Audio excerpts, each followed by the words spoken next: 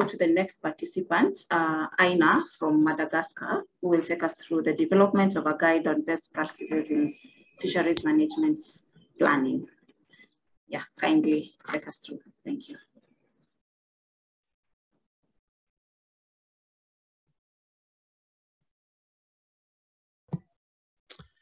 Thank you, Chair, for giving me the floor. Do you see my presentation? Yes, we can see your presentation. Just have it in presentation mode.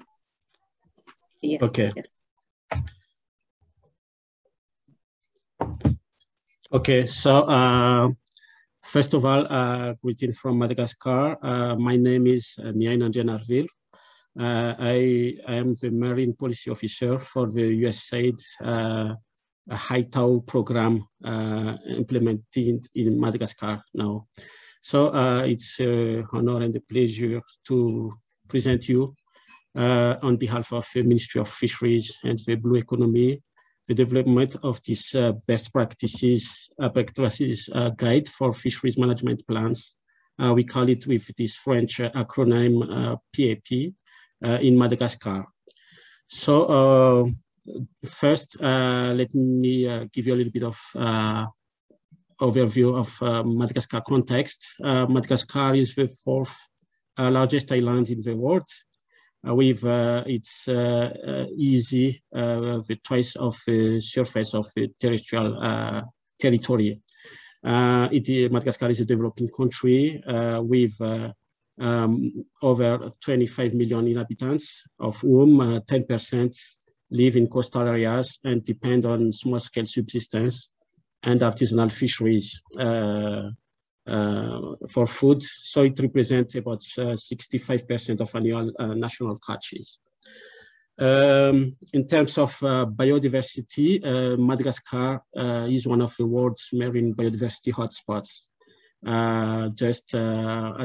Among others, we have the second largest coral reef in the world, have about 20% of African mangroves, and have many other important ecosystems such as seagrass beds and islets. In terms of challenges of the management of marine ecosystem and fisheries in Madagascar, we have adverse governance conditions. We have a weak sales-based marine management decision-making, a lack of MSP while overlapping established sectoral activities. The government is overwhelmed by the cost of conservation. We have this open access to the sea that creates many challenges on managing the marine resources, and conflict between existing management measures such as marine protected area and management transfers.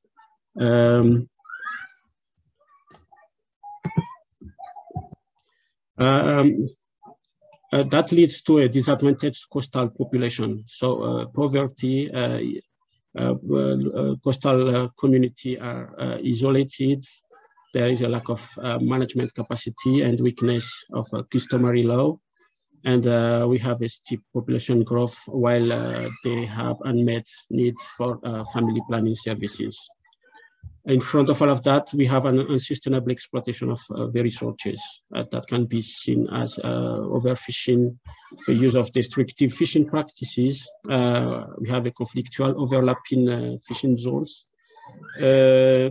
The mangrove and many other challenges as the deforestation of mangroves, mining, and the negative externalities of land-based activities such as pollution and erosions. In front of that, we have, let me introduce a little bit about the project I worked for now. So it is called High Tau, which means literally know-how. So it is a 5-year project that has as a main objective as to enhance and reinforce local level outcomes by creating and enabling an empowering environment. As a main pillars, we have sound policies and allow capable stakeholders. And the outcome is climate resilient livelihoods and biodiversity conservation. specifically on coastal zone management, HITAO started with the documentation of coastal and marine tenure rights and contributing to the improvement of the governance of coastal and marine resources. So as main activities, we have this PAP guide development and many other relevant, such as the development of the mangrove strategy and some capacity developments on fishery management. So why Fisheries Management Plan Guide? So it was developed in 2019. And there we have an ideal and open regulatory and policy framework with the new fisheries code.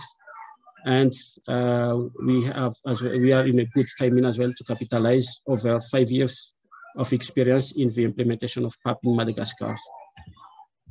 About the concept of this PAP guide, so it capitalizes on the assessment of existing PAPs based on Malagasy experience and international guidelines.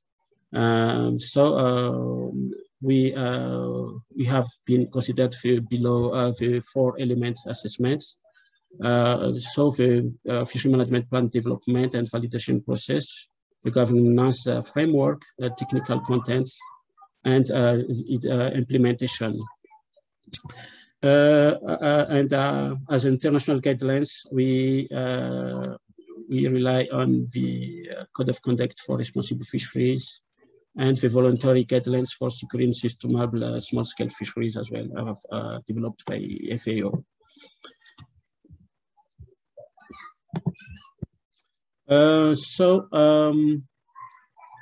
The guide is practical and easy to use, which is endorsed by the ministry in charge of fisheries and involve all of the relevant stakeholders. So you can see here the preamble signed by the minister himself to demonstrate this endorsement. Going into deep in this process of elaborating the fishery management plans. So it is a 12-step process. This is in French, but it has 3 sections. First is incubation and scoping, going through 3 steps. First step is rationale and scope of the plan. The second one is to define the participatory and the collaborative approach. That means all of the stakeholder engagement, plan development, and stakeholder mapping. After that, we have surveys for a global diagnosis of fisheries. And after, we go to the second section of the process, which is the elaboration. So the launch of and information workshops, formalization and publication of the PAP framework document. We have a community technical workshop per management unit. So this is kind of from there, we are gonna conduct all of this consultation and development of this management units. After that, there is a cyclical consultation process, followed by the first detailed draft implementation plan per management unit.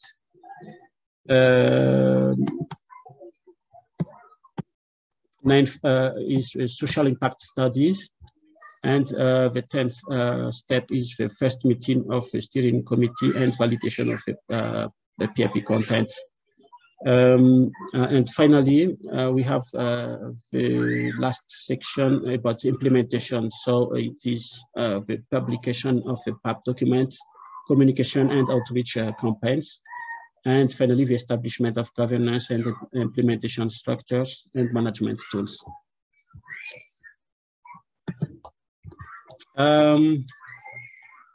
Specifically on the approaches to the effective implementation of the PAP, we go through the regulation of fishing activities. So to be succinct, we are gonna repartitioning the PAP area into management units, as I said before. We need to structure the fishing communities at all levels. So that at the smallest, as a group of fishermen, and after unions, federation, and consultation platforms at regional levels. We go through the professionalization as well of fishermen's profession. So the use of professional cards, registration of fishing boats, and marking of fishing gears. And finally, going through capacity development to improve their capacity on managing fisheries in their management unit and area.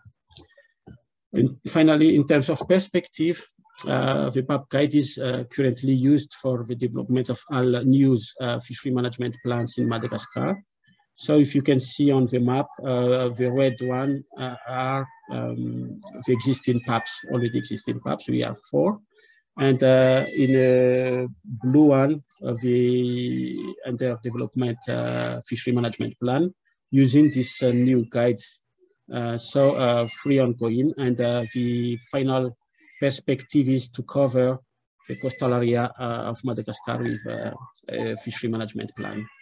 So the PAP guide is open to improvements and will be updated with new good practices and lessons learned in 2023.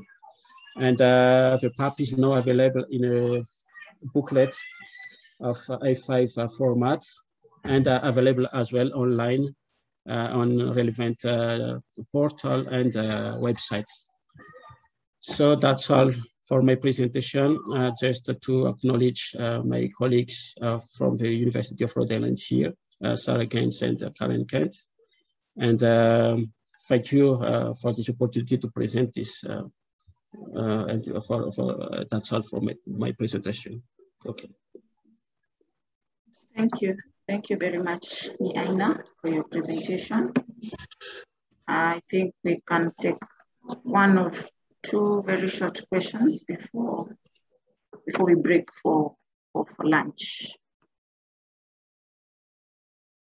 Any questions? Any comments, remarks?